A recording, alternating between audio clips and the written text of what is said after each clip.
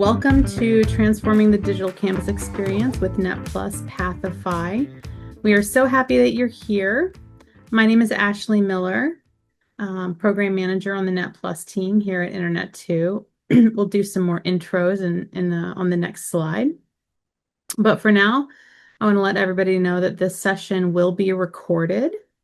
And we are going to be addressing questions throughout. And if you just use the chat function, we'll either be able to see your question and address it as we go, or we'll try to save a little bit of time at the end as well. You'll receive a follow-up with the recording after this session is done. And without further ado, thanks again for joining, and let's go to some intros. So I'll start. I'm Ashley Miller again, Program Manager on the NET team here at Internet 2, and I'll toss it to my colleague Dana. Hi everyone, I'm Dana Voss, Director of NET Program Management at Internet 2. I'll jump in. Hi everyone, my name is Chase Williams. I'm the CEO and co-founder of Pathify. I'm going to give a little bit of a background on Pathify today before I pass it to a couple of our customers to give an overview of how they use the platform. So with that, I'll pass to Lauren. Good afternoon. My name is Lauren Mullen, and I serve as the Vice President for Information Technology and CIO at Ball State University in Muncie, Indiana, and I'm one of the customers that will be talking. And I'll have maybe Riley talk next. Talk next. Sure. Hi, everybody. My name is Riley Paulson. I'm the Assistant Director at our Digital Core here at Ball State's campus. We'll talk more about what that is in a little bit, but I'm one of the kind of like the IT members who've been supporting the Pathify installation at Ball State. And so I've also got they don't have to do introductions right now, but I have two student employees with me as well who are going to jump in and chime in during our presentation too. And so I'll turn it over to Calissa, I think. Hi, I'm Calissa. I'm a product manager at Utah State University, so I oversee our Pathify instance. And it's just me from Utah State today, but I do all the day-to-day stuff with the platform, and I'm here to show you some of the stuff we've been doing with it. All right. So the agenda for this webinar today, really briefly, we're going to introduce you broadly to Internet 2 and to the NET Pathify program specifically. Tell you a little bit about the contract terms that we have with Pathify. Then we'll toss it over to Chase, who will give us an overview of Pathify, what the platform does, and some features of the platform. And then we're going to go to kind of the meat and potatoes of the presentation, which are our two case studies led by Lauren and Calissa. And so they will tell you about the implementation of Pathify on their campuses. And we are going to hopefully have a little bit of time to address any questions at the end. So with that, let's get started with about Internet 2 and the NET Pathify program. And I think, Dana, you're going to take it from here. Yes, thank you, Ashley. So Internet 2 is a member-driven nonprofit organization that serves the U.S. research and education community. We've been around since the 1990s. We help colleges and universities, research institutions, government agencies, and industry partners collaborate through advanced networking, cybersecurity, cloud services, and community programs.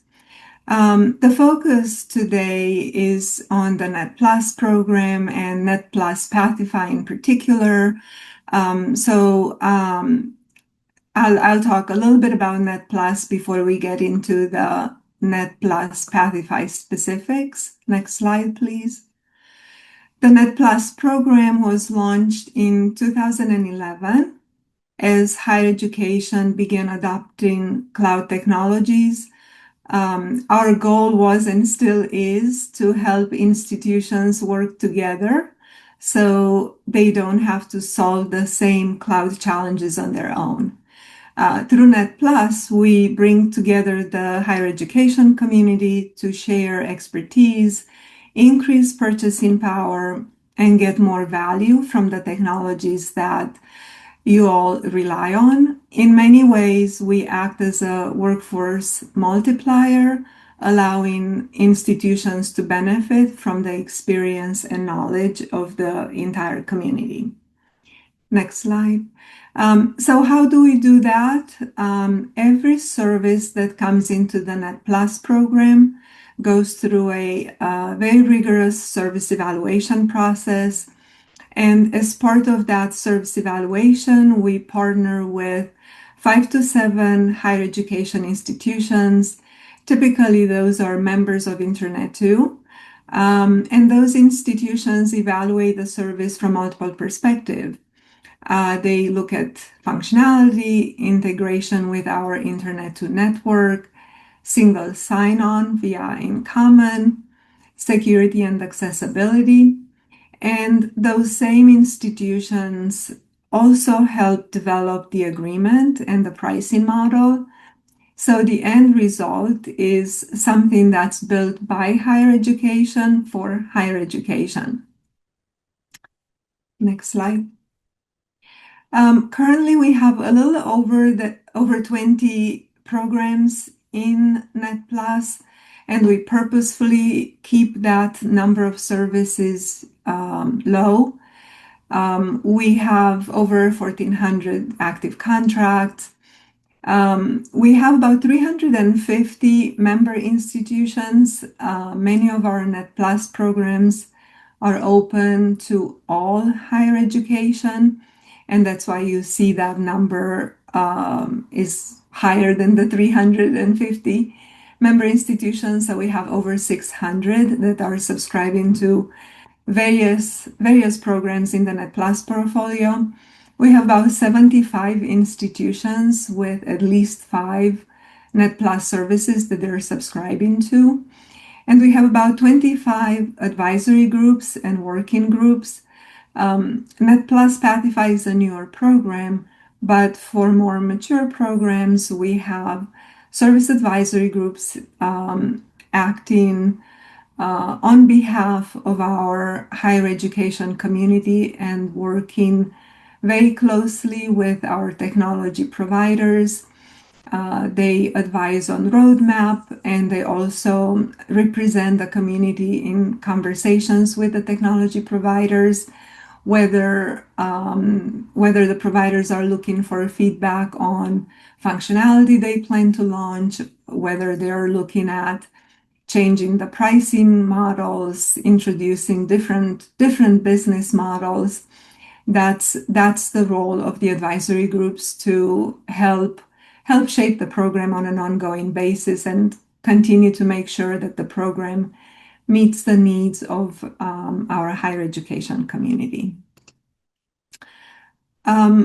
These are all the various services in our portfolio currently, and we'll focus on Pathify next.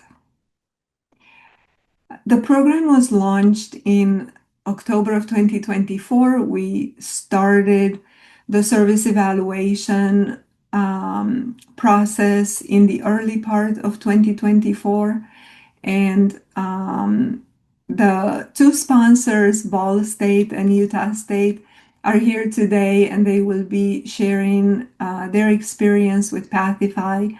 Also, BayPath, University of Denver, Gallaudet University, and the New School were part of the service evaluation. And you see on the right side all the work that the universities did back in 2024 as we launched the NET Plus Pathify program. And with that, I'm going to hand it over to Ashley to cover the specifics of the NET Plus Pathify contract. Yes, so I'm not going to spend too much time here just reading the slide, but I am going to kind of go through these briefly and say, we have pre-negotiated a contract that's customized for higher education, and that is using the sort of standard customer agreement. and that contract offers a few different tiers of discounts. So the first is on a site license, that is 10% discount for Internet to higher education members. The second is for a la carte licenses. That's a 10% discount as well for those higher education members. And then if folks want a 3-year prepaid term on either of those licenses, that would be a 15% discount for higher education members. The annual increase is capped at 5%, so it makes it predictable for you. And importantly, Pathify is qualified to be a school official under FERPA compliance. So that's something that our subscribers really value as well. And so without further ado, let's hear more about Pathify itself. I'm going to turn it over to Chase. Thank you, Ashley. We'll jump to that next slide. Thank you. So as I said, I'm going to give a little bit of an overview, and then we'll jump over to a couple of our customers who Dana mentioned were sponsors for us as part of the Internet 2 evaluation. And as I said in our lead up prep, they're more the stars of this show. So I'll try to get through this pretty quickly, and we'll give a broad brush overview. So if you can jump to the next slide for me. I'll jump into a little bit in terms of how we think about where the market is at the moment and the problem we're solving. So as we all know, when you compare to 10, 20 years ago, and certainly prior to COVID, the CIO's job has changed. What was measured on uptime and security and keeping systems of record running in the current market environment now has additional responsibilities, and that includes to own how students experience the institution and how campus constituents experience the institution, not just day to day, but really minute to minute nowadays. And I think the challenging part with that, or what institutions struggle with, is that there is now a public expectation that the college experience or the higher ed experience looks and feels like the everyday apps that are mentioned in that bottom bullet on the slide. And if the digital journey is fragmented, well, then the whole campus experience feels broken, and that now lands on the CIO's desk. So go to the next slide, please. So, sorry, excuse me. Most institutions, they don't really have a technology problem. They more so have an integration and experience problem. So all of the systems and the content and knowledge bases are there. Students just struggle to navigate them. So there might be a portal in place that ports people out to other places, but there's really no central hub. So you're left with information scattered across sites and departments and content management systems. And if information isn't integrated or searchable, students end up treasure hunting their way through disconnected tools. Web and mobile drift apart. Email has become very much a dumping ground in general that people have stopped paying attention to, and everything works once you get there and can find where you're going, but the experience as a whole doesn't. Next slide, thank you. So, of course, at the same time, there is massive pressure in the higher ed market at the moment to modernize the back end first, moving the SIS from on-prem to the cloud, or attempting to consolidate all of your data in one place before touching the end user experience. Of course, those projects matter, but on their own, they don't really change what the student feels or the end user comes into contact with. And during the transition, when things are moving around on the back end, they can often make things worse. A cloud SIS migration, for anyone that's been through it, is generally years and millions of dollars with no front end gain. And the consolidate all the data first angle is slow, it's costly, and it's risky.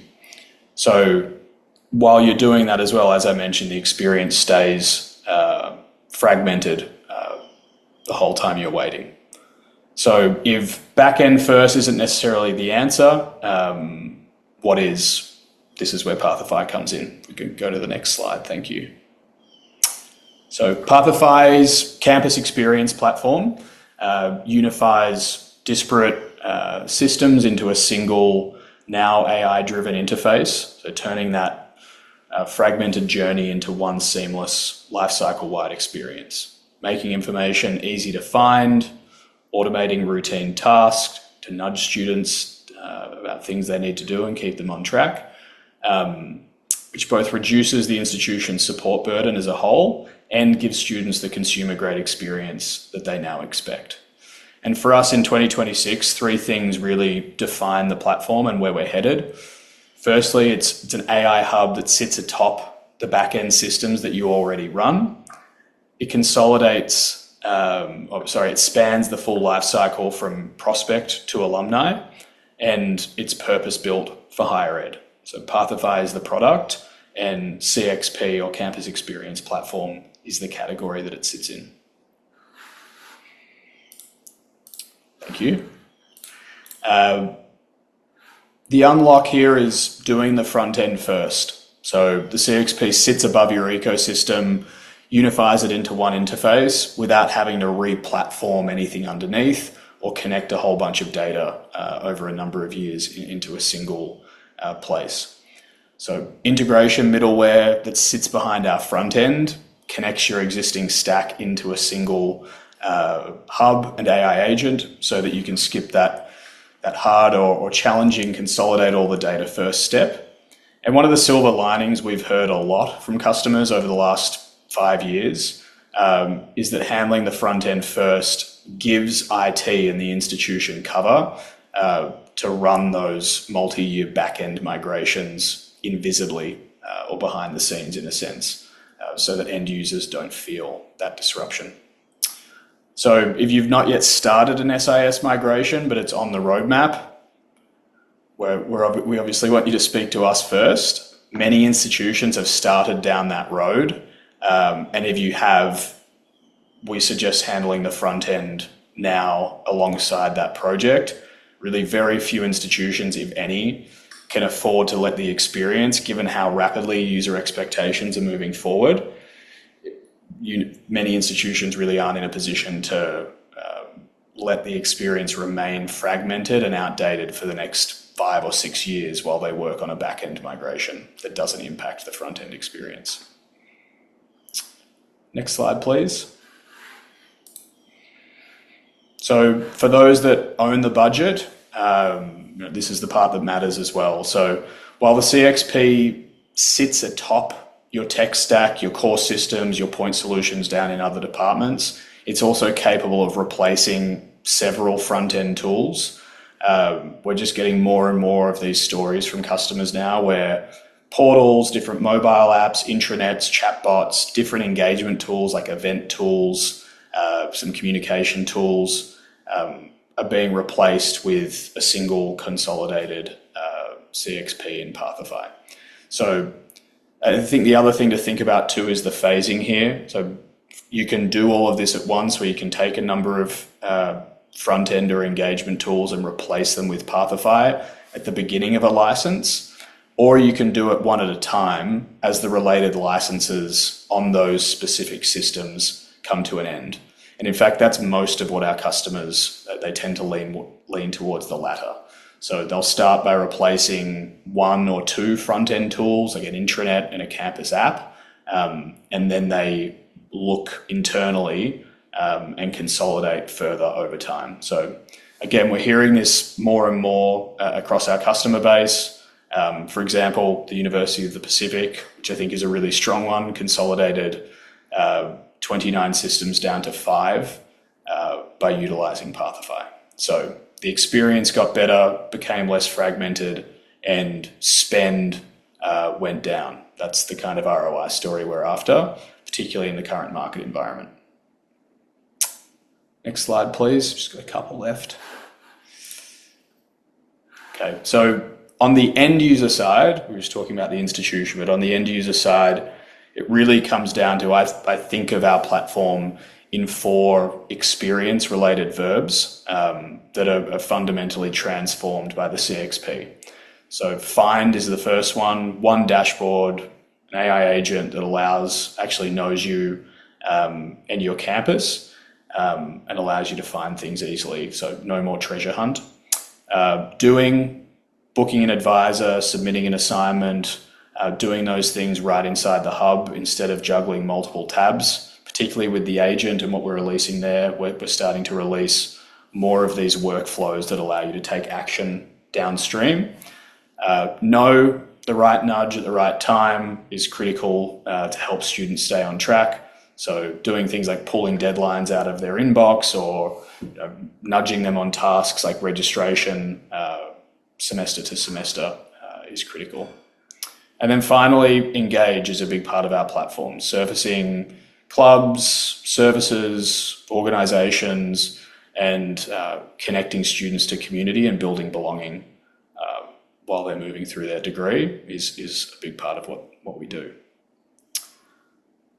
Next slide, please.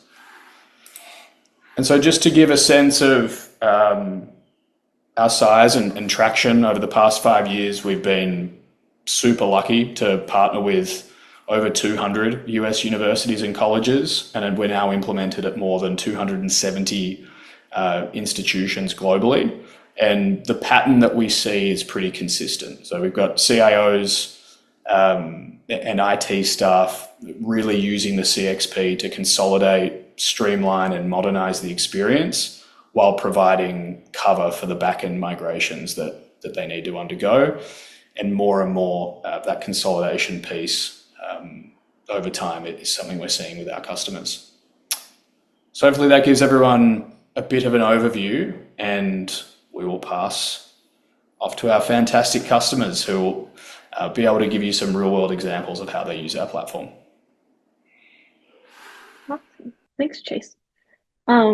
So thank you, Ashley. So MyUSU is Utah State's Pathify instance. That's what we call it, is MyUSU. And we launched in 2021. We actually launched in response to some requests from student leadership. So right after COVID, the students realized that they're like, we don't have any good way to connect with the other students or connect with staff to students. And so they asked for something a little more robust, because previous to this, our MyUSU was essentially just a web page that was link farm.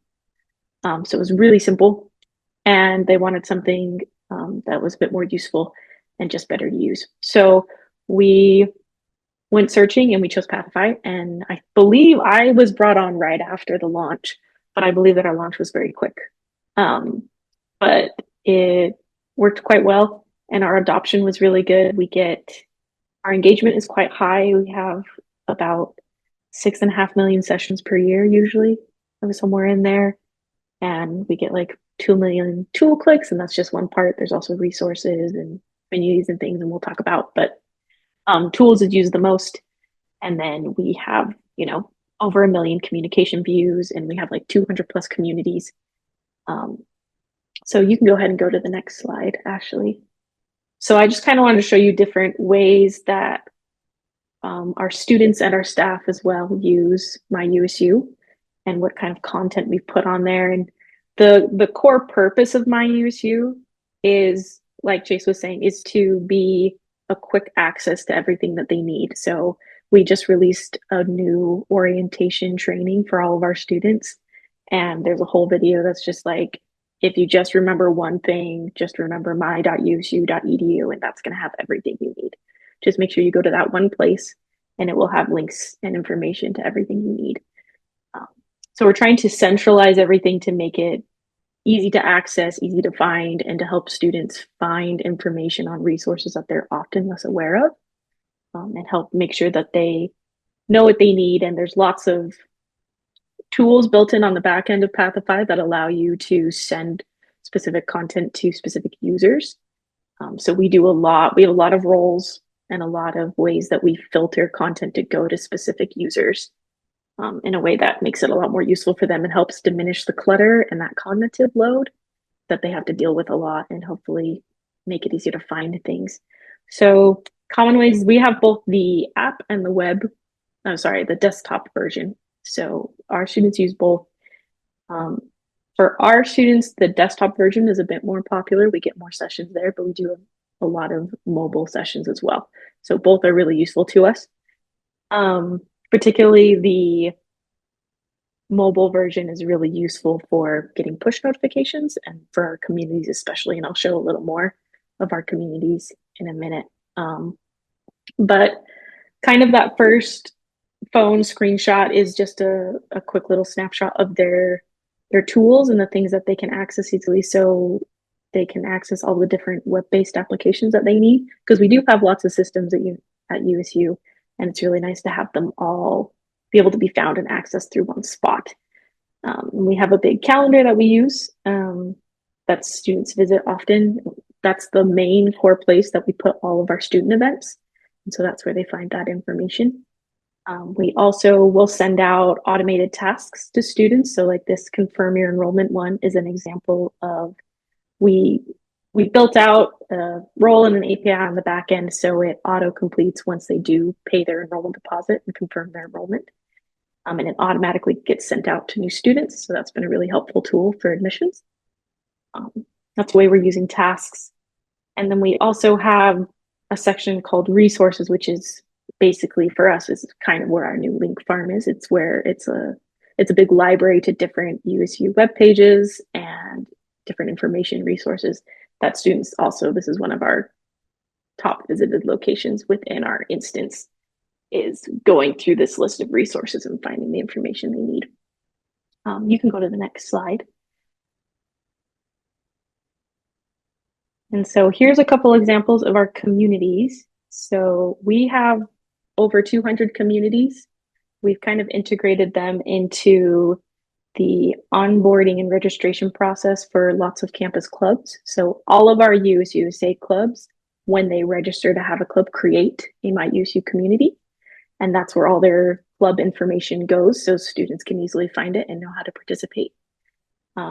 We also have communities for various different organizations at the university. So like Campus Recreation has a really active one.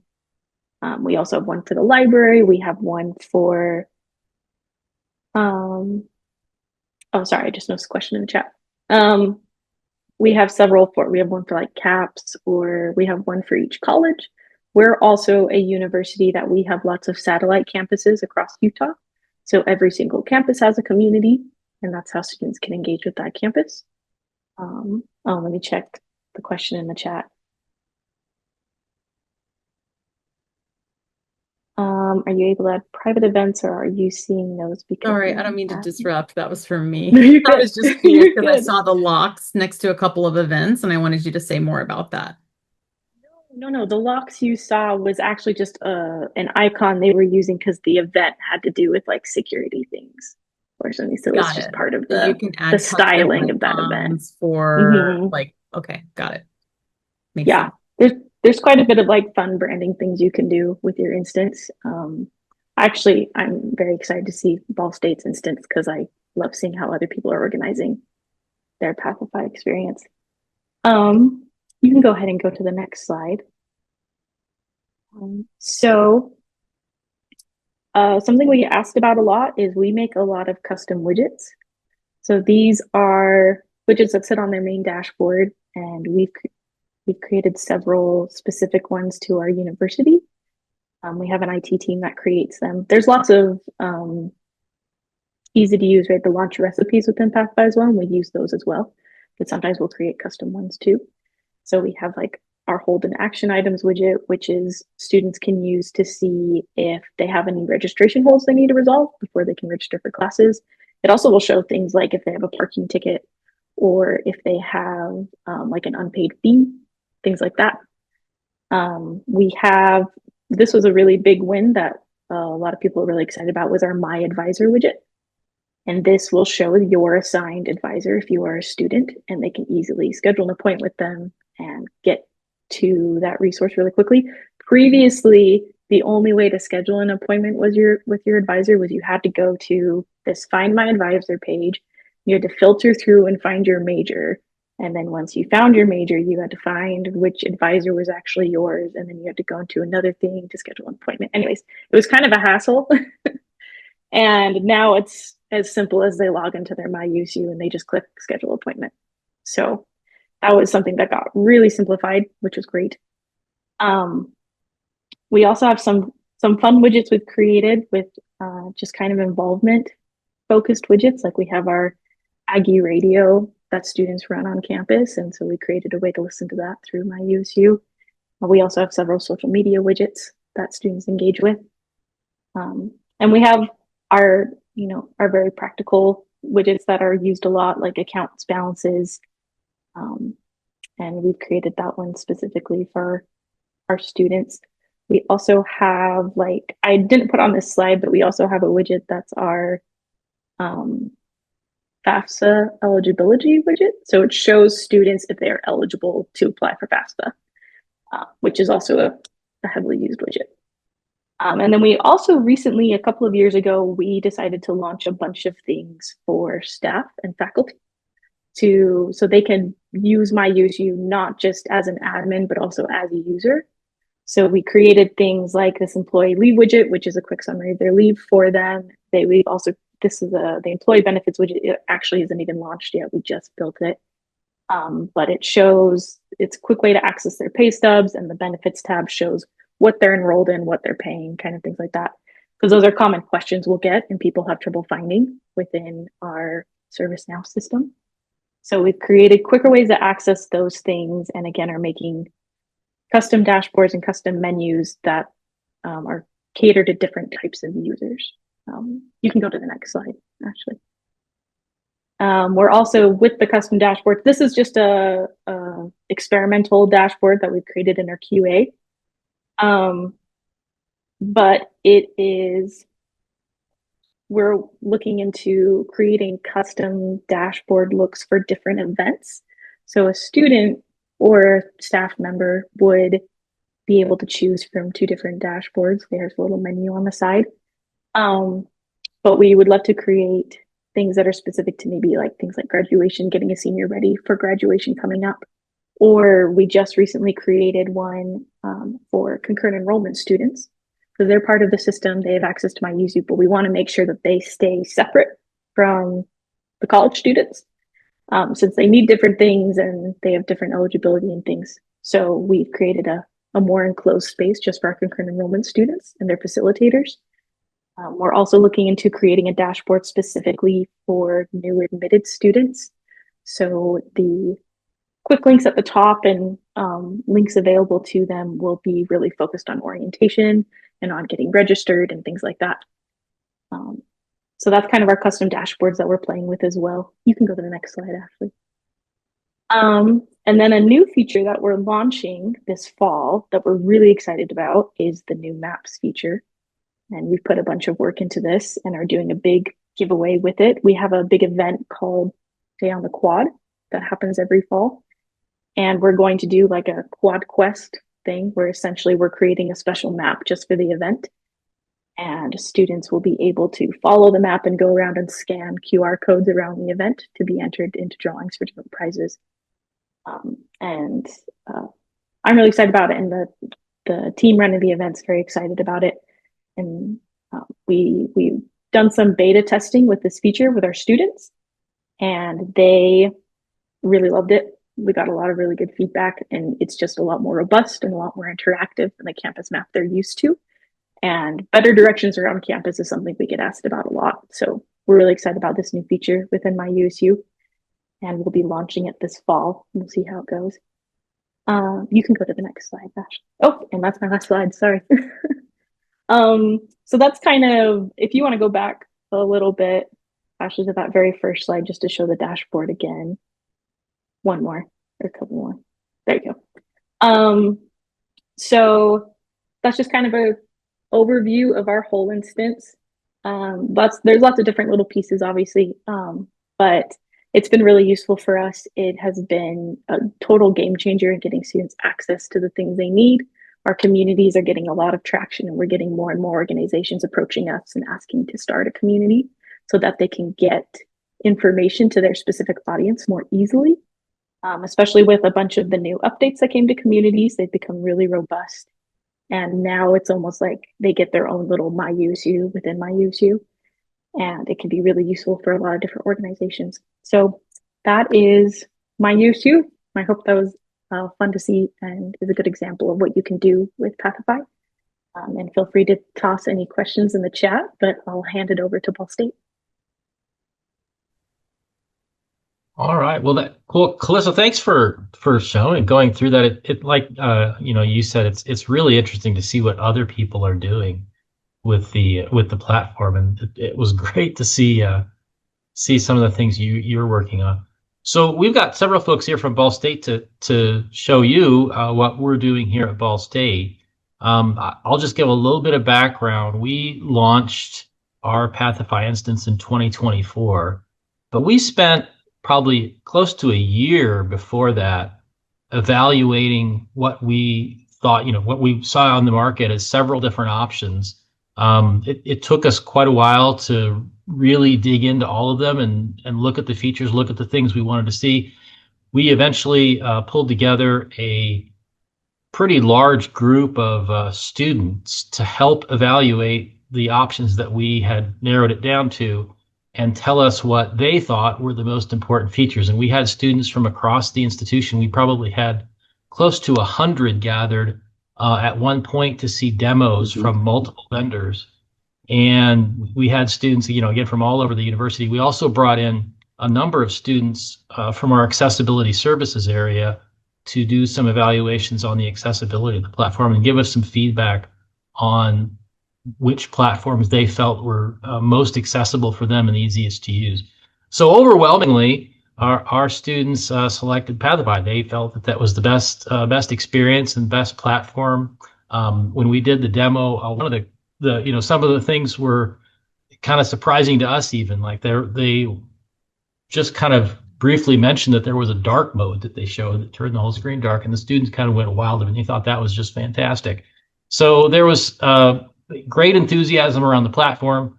From the student perspective, we also, on the employee side, we had a lot of interest there as well of being able to unify services and things, kind of like Calissa showed. So I'm going to turn it over to Riley Paulson in our Digital Core. Digital Core is part of information technology at Ball State, and they've done a lot of work for us to customize it and build out features and functions. And Riley can tell you more about the Digital Core and some of the work they've done.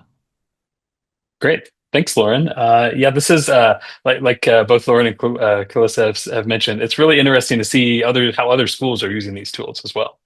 So as Lauren mentioned, I'm the assistant director at the Digital Core, and so our Digital Core on campus is a student employment hub within IT, where we teach students how to do creative things with digital media.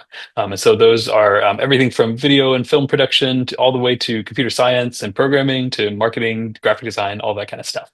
And so we have been our team has been working closely with the rest of the employees who work on Pathify, our Pathify instance at Ball State, to kind of build out a series of customizations and custom widgets, kind of like Calissa mentioned, that allow our students to customize that and choose the information that they want to see within our instance of Pathify. And so our presentation, I didn't want to duplicate too much of what Calissa had, so ours is mainly going to focus about a little in depth about some of our custom widgets. Calissa, I'd actually love to chat with you about this kind of stuff after this. This is fun. So if we can go to the next slide, I'll kind of do some stats. So just like Utah had, as Lauren mentioned, this came out in 2024, and we have had pretty good engagement with this. We have had Ball State's a little bit smaller than Utah State for this, but we've had 4.5 million sessions just in this past spring semester, which has been really nice to see. We've had a whole bunch of tool clicks. So we had a team who spent an extensive amount of time kind of not necessarily duplicating or deleting the things on the main Ball State website, but migrating. So we have ways to quickly access everything from the main Ball State inside of the My Ball State platform. I don't know if I mentioned that our platform is called My Ball State, and so that has allowed our students to kind of come to this as a one-stop shop for everything that they need, instead of browsing through tens of thousands of pages of the main Ball State website, which is really it's really intended more as a marketing tool for prospective students. This lets them kind of jump in and get to just what they need right away. It's worth noting Ball State has we have some more mature tools that we've been using for years with things. So we don't use all of the features of Pathify, and that's kind of a great thing that we could do is we could choose the features that we wanted to turn on or turn off for this. So we have kind of a campus communication system that's already in place, and then we also have a third-party tool for for the kind of group work that Calissa was talking about. So we actually don't use the campus communities at all for the inside of Pathify right now. We've been investigating that, but like for the most part, all of our stuff is inside of a third-party tool. So it's been really great to kind of like get a chance to, okay, we're going to use these features specifically, and Pathify gives us the flexibility to do that. So if you want to jump to the next slide here, I'm going to, like I mentioned, I'm going to mainly talk about kind of our widget system that we built into this. And so we have had a group of these digital core student employees that are working with me in my office, building and planning and thinking about all possible kinds of things that people might want to see and interact with across campus. And so from the student perspective, this is kind of like, what do I use in my daily life to make campus easier, right? So it's kind of hard to see on this screen, but we've got everything from dining hours. There's the Starbucks hours up at the top there, to what food is being cooked at the rotating kitchen this time of week. We've got academic schedules, we've got sports schedules, all kinds of stuff. And not all of these actually turn into widgets, right? A big part of this, kind of as Lauren mentioned, is we do focus groups with students. We work and kind of figure out what is going to make the most sense to this. In addition to students, we've also formed a widget committee across campus, which is kind of a silly name, right? But it's basically a consortium of people from all across campus in student affairs and housing, and the academic side of campus, to kind of weigh in on those decisions of, is this a useful widget for somebody? Is this going to be something that's feasible? Can we actually get data to show this, right?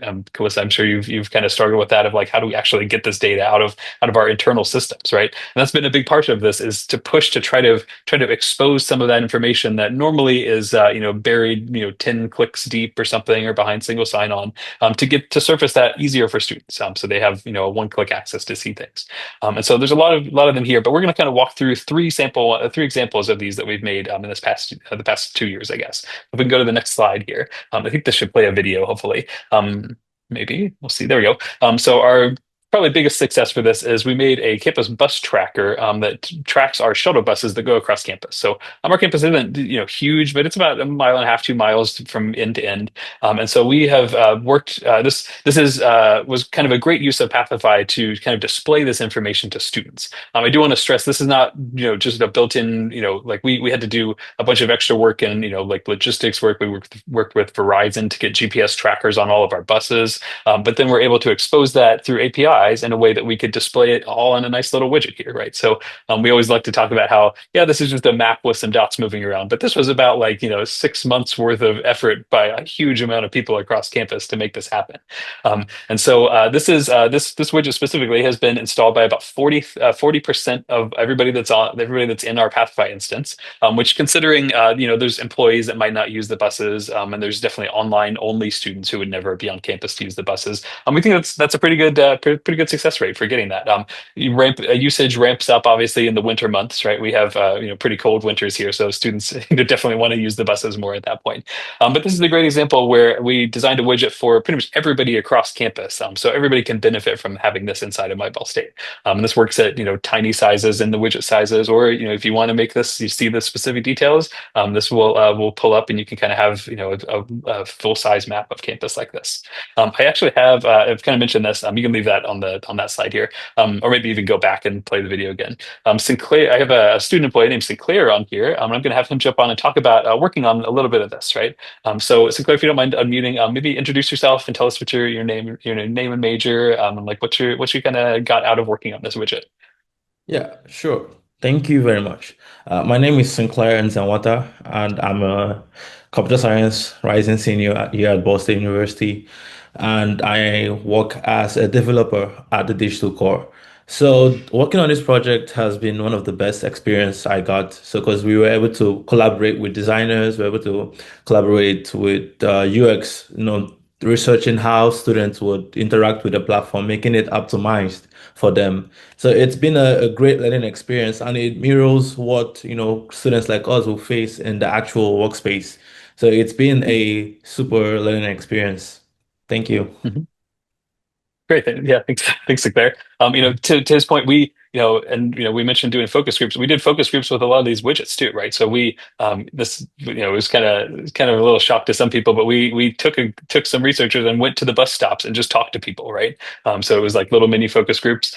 We had people ride around on the buses and ask people questions as it was happening, like how would you use this? What's the best way to see this? How quickly does it need to update? So it was a great way to kind of see how this whole process came together. Can we go to the next slide here? I'll kind of keep moving here. So another one that we did, this is kind of similar to one that Utah showed, which is kind of what we call the e-bill widget. So this is essentially a thing that tells students how much money they owe the university at any given time. This was a great example where some of our expectations were a little off on this, right? So our initial design over on the left was really just like here's a receipt, here's a bill, or an invoice for the students to pay, and we were able to get all the data out, to pull that out of our internal billing systems and everything. But when we started showing it to students, this was the most scary widget of all time to them, because suddenly the amount of money they owe is right out in the front every time they load and come to the My Ball State platform. So the fix for that was just hiding it behind a button. Right. So we still allow that to be exposed, but for some of those students where that was giving them some anxiety, you have to click the button to see those billing amounts now, right? Which was really like, it's a simple fix, but it made a huge difference in like the day-to-day students' lives when, so they're not immediately reminding themselves of how much they owe in tuition this semester. If we go to the next one, we can talk about that one.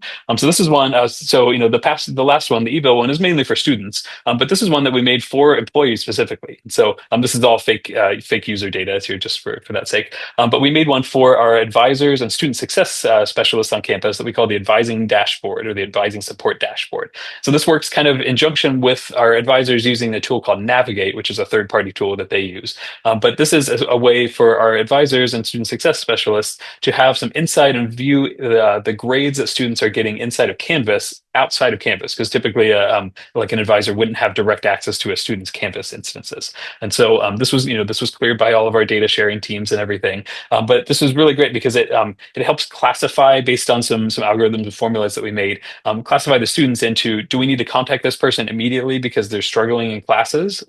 If so, they show up in the dark blue here. That those kind of colors match Navigate. Or is it somebody who's in the gray there because they're doing okay in most of their classes, right? And this is a great example where some of the data can be a little deceptive, right? So they might actually be struggling in a class, or their professor just might not have filled out, have not graded any assignments all semester. And so this kind of can help the advisors start that conversation with the student of, is this something I need to talk to you, the student, about, or do I need to go and bully the professor into finishing up their grading or something like that? So it's been a really great opportunity, and kind of like Calissa mentioned, we use the roles functionality inside of Pathify to kind of help simplify this. So only the people who have advising caseloads wind up seeing this widget or have the ability to install this widget. So it makes it really great to ensure that we are maintaining like FERPA privacy kind of things like that too. So if we want to go to the next one, I'm going to talk about 3 more that are coming up. And so again, these are all in like things that we're kind of in the middle of brainstorming, like Utah had, but these have all been at this point approved by the widget committee that I mentioned earlier, right? So we've had people weigh into this. The first one over there on the left is one that is an IT security widget, which is essentially a information dissemination campaign from our IT security office. So we want to teach people best IT security practices. So let's quiz them on it, or let's send them a little video to watch. And then if you watch those videos, you get entered into a raffle that might be monthly or quarterly to win a prize from our IT security office, right? And that might be like a little a cup or a pen or something like that. But it's something where this can kind of spread that knowledge out a little bit. This is one of our first forays into kind of storing data inside of Pathify as well. So a two-way communication instead of just a read-only widget. It's also saving data back to a database. This again isn't exclusively just in Pathify. This is saving to campus databases, but same kind of idea. The second one is using a little bit of AI stuff in here. So this is kind of fun. So we initially wanted to find some way to show people like, hey, you shouldn't go to the Starbucks right now because it's really busy. right? And so our initial thought for this, and the default suggestion is let's just put a webcam and point to the checkout line, and then we can tell immediately how busy the place is. However, that started to cause some privacy concerns, right? We probably don't want to have like a webcam feed where you can see a specific person up at the line. So that eventually morphed into us using an AI computer vision model that will detect humans, right? And so we can just kind of come up with a count for that. And then that gets translated into something that is more human readable, right? So like here we have looking good, it's a great time to go. Or we might see kind of a warning that says, okay, maybe give it 10 minutes or something, right? And then you can go get the line. This was a great way to kind of help our students determine, like, should I actually try to go all the way to the other end of campus to get my my latte that I want, or should I just settle for the smaller coffee shop that's nearby? This one is also going to give us the opportunity in the future to kind of pull in like historical data once we start collecting this, and then we can do predictive models to kind of figure out how busy is it going to be at this time on a Thursday in the middle of a semester or something, which will give us a lot of power for this. And again, this isn't that stuff is coming. We're just using Pathify as our display mechanism for that, but trying to get students to install an app for each of these things or to find on the specific Ball State webpage is going to be way more complex than just telling them, hey, we've got a widget for that on the My Ball State dashboard. And then the final one here is one that we're in the middle of working on for our career center, and I have Anya on here, who is another one of our students. So Anya, if you want to like introduce yourself, tell us what your name and major and stuff like that, and then tell us what you've been working on for this career center one, and how you've been involved in this. Yeah, so hello, my name's Anya. I'm a upcoming senior and a computer science major here at Ball State. As Riley has already mentioned, this is a future widget we have planned for our career center. So recently, Ball State has moved to using Handshake, which is just like a student job platform. So what we are trying to do with this career center widget is pull data from Handshake using their API to show students what jobs and what events are catered to them, are coming up right on their home screen, so they don't have to go to Handshake to view that. So, yep. Yeah, thanks, Anya. This has been a great example where we're kind of working with other campus partners. Like, our career center doesn't really have anything to do with our Pathify instance or by My Ball State on a daily basis, but we can kind of bring them into the conversation and help them figure out like what information is useful to surface to students from that. Right. This is a great example where we're kind of engaging subject matter experts from across campus to be the ones to tell us like what do we actually need to show here. Right. I think that's all that we had in this one. If there's any questions, we'll check this out in the chat or something. But with that, I'm going to turn it back, I think, to Ashley, right? Yep, To that's talk right. more about this. Thank you. Great. Thank you, Mhm. Riley and Lauren and Calissa and Sinclair and Anya. Those were all really compelling examples, and I enjoyed seeing what you guys are doing. This is our, I guess, second to last slide for this webinar, and it just has some links. And when we email you with the link to this recording, I'll make sure that these links are also included in that. So, but what we have here are just some more information about Pathify from the Pathify site, and then also some information and an executive summary that you can take a look at your leisure that we've produced for you. So this is another opportunity. We have just 5 minutes left or so. If anybody does have any questions, if you want to go ahead and pop those into the chat, we can respond to those really quickly. So I'll give everybody just a minute to do that. But otherwise, if we don't hear from you, this has been really, really helpful for me to see what's going on out there with Pathify and our NET Plus subscribers. And I hope it's also been really helpful for everybody on the call. And we appreciate you joining us today.